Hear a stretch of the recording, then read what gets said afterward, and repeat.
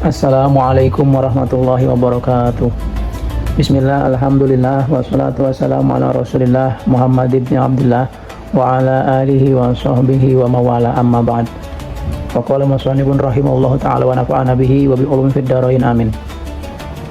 Jadi saya di sini akan menjelaskan tentang hukum-hukum fikih yang berada dalam kitab Safinatun Najah, yang mana saya membawakan syarahnya juga, ini kasih batu saja, juga dengan kitab Ghayatul Muna. Sini saya akan menjelaskan dari bab awal dan insya Allah nanti sampai bab terakhir.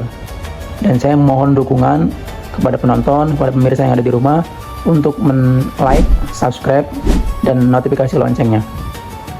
Oke. Pasal pertama dari kitab Safinatun Najah, ya ini menjelaskan tentang rukunnya Islam, yang dimana rukun Islam dalam kitab ini itu terdapat 5.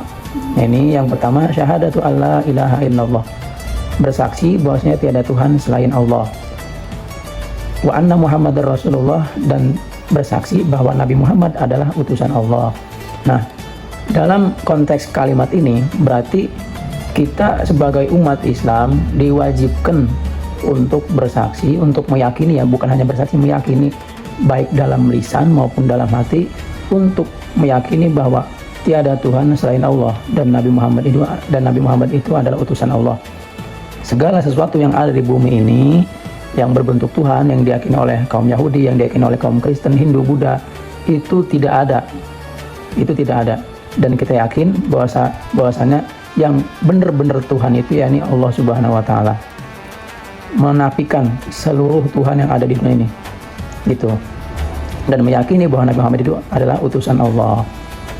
Nah, ini bukan diucapkan secara lisan saja, ya ini juga diyakini dengan hati.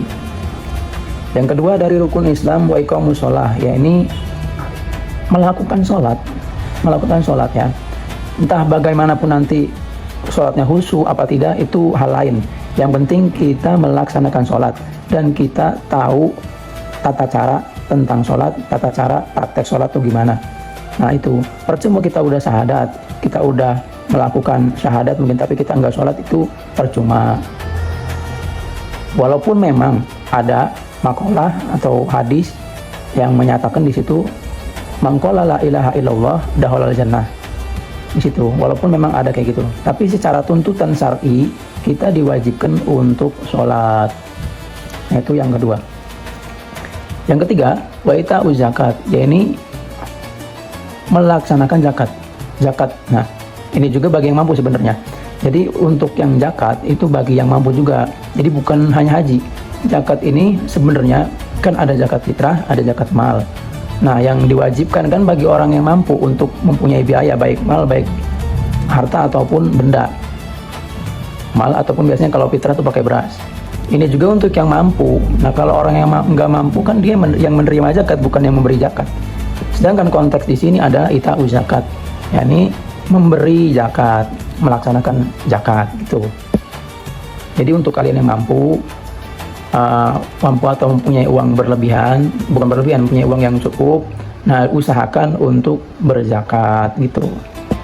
Walaupun sedikit lah gitu ya, tetap ada aturannya kalau zakat. Kalau zakat ada aturannya. Nanti di bab selanjutnya akan dijelaskan tentang zakat dan cara zakat dan takaran zakatnya gimana gitu, nanti di bab selanjutnya.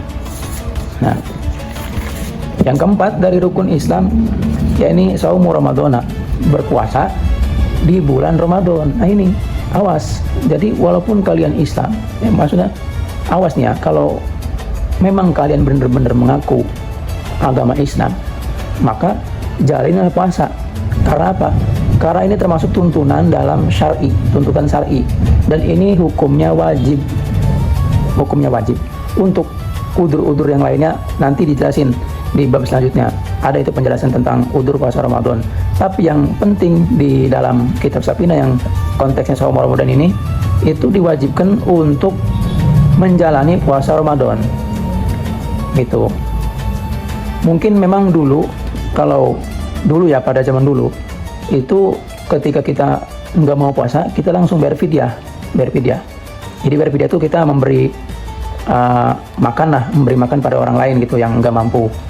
gitu, tidak usah puasa. Tapi direvisi lagi dan jadilah sekarang hukumnya fidyah itu untuk orang tua ya, untuk orang yang tua yang nggak kuat puasa itu.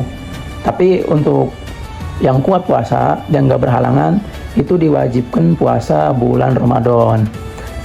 Ya pastilah puasa gitu, masa 1 tahun sekali dalam 1 bulan sampean atau kalian nggak puasa kan rugi dong gitu. Dan yang terakhir, wahijul bait man istata'a ilaihi sabila. Dan yang terakhir dari rukun Islam ya ini melaksanakan haji bagi yang mampu. Nah, kalau kalian tidak mampu ya jangan dulu. Contoh kayak sekarang, kasus sekarang ya yang ada di Indonesia ini, orang jalan dari Indonesia ke Mekah. Mungkin secara kuat dia kuat, tapi kan secara syar'i ya, secara syar'i sendiri itu kan kalau kalian mau pergi haji itu harus selamat biayanya, harus ada biayanya, terus harus secara fisik harus ada, secara fisik harus kuat, secara mental harus kuat, secara tanggungan pun harus kuat. Nah, menurut saya, menurut pendapat sendiri, pendapat pribadi saya, sah-sah saja sebenarnya, cuman diperhatikan ininya, keselamatan dianya gitu, karena itu kan menyangkut keselamatan dianya juga. Sah-sah saja sebenarnya. Ini hijul bait juga bagi yang mampu ya. Kalau memang tidak mampu ya tidak apa-apa, jangan memaksakan untuk berangkat haji jika memang tidak mampu.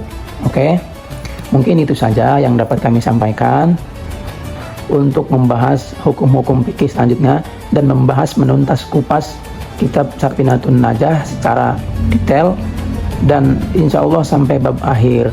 Mungkin itu saja yang dapat kami sampaikan. Wabillahi taufiq wal hidayah. Wassalamualaikum warahmatullahi wabarakatuh.